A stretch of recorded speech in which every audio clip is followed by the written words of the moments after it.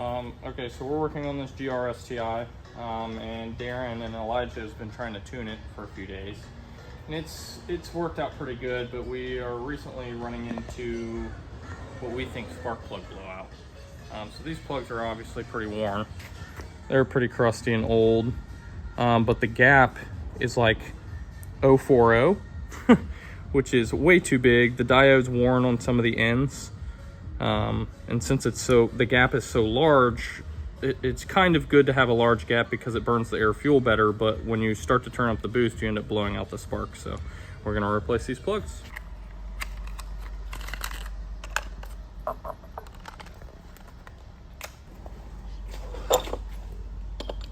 So today we're going to be gapping spark plugs. We are.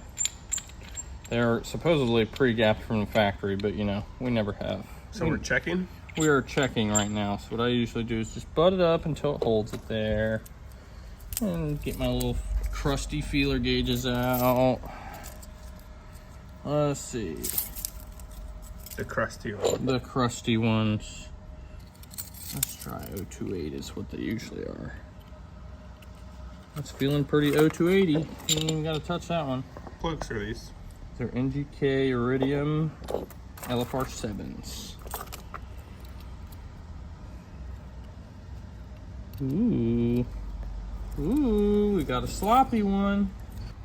So how do you use this? Well, some people just bang it on the table, but I don't like doing that. So this thing pushes the diode down. So you tighten this handle and it pushes down on the top of the spark plug? Yep. To close the gap.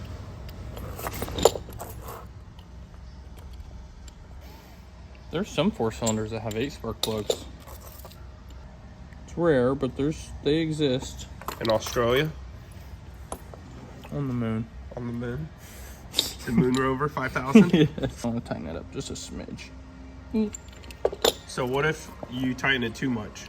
Tightening it too much is not a fun time. I do have a tool for pulling back on it. The issue is when you pull the diode back, sometimes you can damage the little diode in the middle.